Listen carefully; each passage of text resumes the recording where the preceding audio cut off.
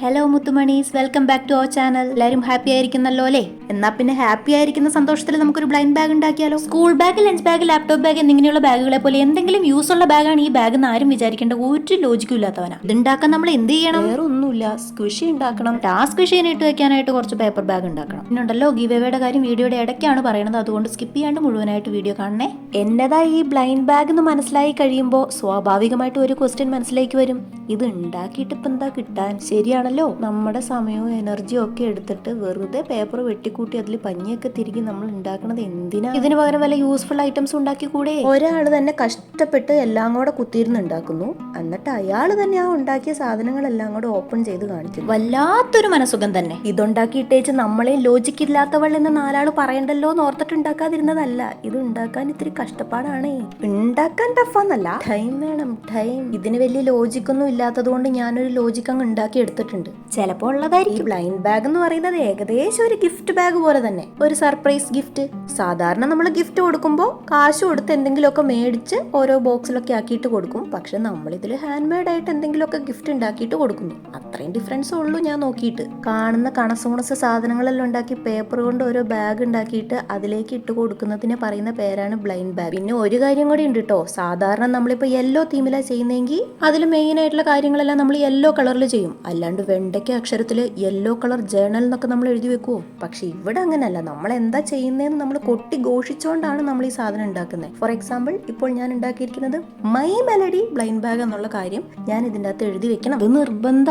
Corona കാലത്ത് ബോറടിച്ച് ചാകാറായ ഏതോ ഒരു കലാകാരിയുടെയോ കലാകാരന്റെയോ തലയിൽ തെളിഞ്ഞ ഒരു ബുദ്ധി ആയിരിക്കാം ഇതെന്നാണ് ഞാനിപ്പോൾ ഊഹിക്കുന്നത്. സംഭവം വെറൈറ്റി ആയതുകൊണ്ടും കാണാനൊരു ഗുമുഗുമ മൊഞ്ചുള്ളത് കൊണ്ടും കാണുന്ന എല്ലാവർക്കും ഇത് ഇഷ്ടപ്പെടും. അതാണ് വലിയ ഉപകാരം ഇല്ലെങ്കിലും ഇവൻ ഇത്ര ഡിമാൻഡ്. ഇതെങ്ങനെയാ ഉണ്ടാക്കണേന്ന് പറഞ്ഞ് വെറുതെ ബോറടിപ്പിക്കാതിരിക്കാൻ വേണ്ടിയിട്ടാണ് ഞാൻ ഇത്രയും കിടന്ന് ചലച്ചത്. കേട്ട് ബോറടിച്ചോ?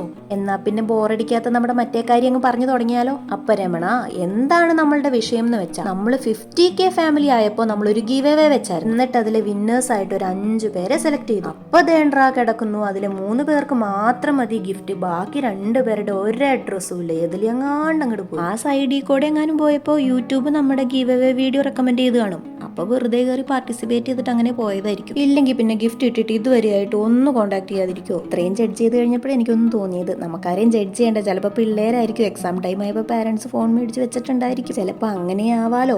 അതെന്തെങ്കിലും ആട്ടെ. ആ 2 പേരുള്ളത് കൊണ്ടാണ് ഇപ്പൊ നിങ്ങൾക്ക് എല്ലാവർക്കും ഗിഫ്റ്റ് കിട്ടാനായിട്ട് ഒരു ചാൻസും കൂടെ കിട്ടിയത്. താങ്ക്സ് ടു ദാറ്റ് റിയാക്ട് ചെയ്ത 2 പേര്. പിന്നുണ്ടല്ലോ, കഴിഞ്ഞ പ്രാവശ്യത്തെ റൂൾസ് ശരിക്കും ആർക്കും അങ്ങോട്ട് മനസ്സിലായില്ല. പിന്നെ ഏറ്റവും ലാസ്റ്റ് മെയിൽ ചെയ്യുക, ഇൻസ്റ്റാഗ്രാമിൽ മെസ്സേജ് ചെയ്യുന്നൊക്കെ പറഞ്ഞപ്പോഴത്തേനും മനസ്സിലായവർക്ക് കൂടി ആ ഇൻട്രസ്റ്റ് അങ്ങോട്ട് പോയി എന്നാണ് ഞാൻ മനസ്സിലാക്കുന്നത്. അതുകൊണ്ട് ഇപ്രാവശ്യം ഒരു കോംപ്ലിക്കേഷനും ഇല്ല. ഏത് കുഞ്ഞു കൊച്ചിന് വേണമെങ്കിലും ഇതിൽ പാർട്ടിസിപ്പേറ്റ് ചെയ്യാം. അപ്പൊ നമ്മുടെ ഗിവ് അവേ ഗിഫ്റ്റ് കിട്ടാനുള്ള ഒന്നാമത്തെ റൂൾ എന്ന് പറഞ്ഞാൽ നമ്മുടെ ചാനൽ സബ്സ്ക്രൈബ് ചെയ്യുക. രണ്ടാമത്തെ റൂള്, ഈ വീഡിയോ ലൈക്ക് ചെയ്യുക. ഇതിന്റെ ചോട്ടില് നിങ്ങൾ എന്തെങ്കിലും ഒന്ന് കമന്റ് ചെയ്യുക. എന്തെങ്കിലും എന്ന് കേട്ടിട്ട് തെറിയൊന്നും ആരും എഴുതി വെക്കണ്ട. ആരും അങ്ങനെ ചെയ്യില്ലെന്ന് എനിക്കറിയാം. എല്ലാരും കൂടെ എന്നെ പൊക്കിക്കയറ്റി അങ്ങ് ബഹിരാകാശത്താണ് ഞാനിപ്പോൾ ഓൾറെഡി നിൽക്കുന്നത്. നിങ്ങൾക്ക് എന്താണോ സാധാരണ ആയിട്ട് തോന്നുന്നത്, അത് നെഗറ്റീവ് ആണെങ്കിലും പോസിറ്റീവ് ആണെങ്കിലും ജസ്റ്റ് ഒന്ന് ഇടുക. അത്ര തന്നെ ഉദ്ദേശിക്കുന്നുള്ളൂ. പ്രാവശ്യം ഈ 2 റൂള് മാത്രമേ ഉള്ളൂ.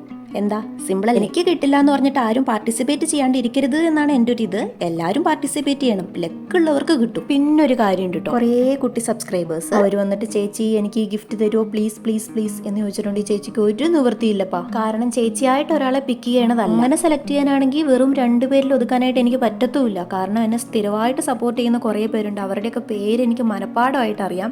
അവർക്കൊക്കെ എനിക്ക് ഗിഫ്റ്റ് കൊടുക്കണമെന്ന് ആഗ്രഹമുണ്ട്. അത് നടക്കില്ലല്ലോ. അതുകൊണ്ട് ഏറ്റവും ഭാഗ്യമുള്ള 2 പേർക്ക് കിട്ടട്ടെ എന്ന് ഞാൻ ആശംസിക്കുന്നു. പിന്നെ വിഷമിക്കണ്ട, നമ്മുടെ ചാനലിൽ ഇനിയും ഗിവ് അവേ വരും. പാർട്ടിസിപ്പേറ്റ് ചെയ്യാനായിട്ട് 2 ആഴ്ച, അതായത് മാർച്ച് 23 വരെ സമയമുണ്ട്. അപ്പൊ എല്ലാവരും വേഗം പാർട്ടിസിപ്പേറ്റ് ചെയ്തോളൂ. Good luck. പിന്നുണ്ടല്ലോ, നമ്മൾ കഴിഞ്ഞ പ്രാവശ്യം ഗിഫ്റ്റ് കാണിച്ചപ്പോൾ അത് കാണാത്ത കുറേ പേരുണ്ടാകുമല്ലോ. ഇനിയിപ്പോ ആ ഗിഫ്റ്റ് ഒക്കെ കണ്ടവരാണെങ്കിൽ കൂടി ബാക്കി ഏതൊക്കെ ഗിഫ്റ്റാ ഉള്ളത് എന്നറിയാനായിട്ട് ഒരു ആകാംക്ഷ ഉണ്ടാകുമല്ലോ. ഒന്ന് ഡോംസിന്റെ പേസ്റ്റൽ കളർ ബ്രഷ് പെൻസ്, പിന്നെ ഒരെണ്ണം ജേർണലിംഗ് ഒക്കെ ചെയ്യാൻ പറ്റിയ തരത്തിലുള്ള ഒരു ഡൂഡ്ലിംഗ് ഡയറി. ഇതിന്റെ കൂടെ ഞാൻ എന്റെ സ്വന്തം കൈ കൊണ്ടുണ്ടാക്കിയ 2 ബുക്ക് മാർക്കും കൂടെ ഉണ്ടേ.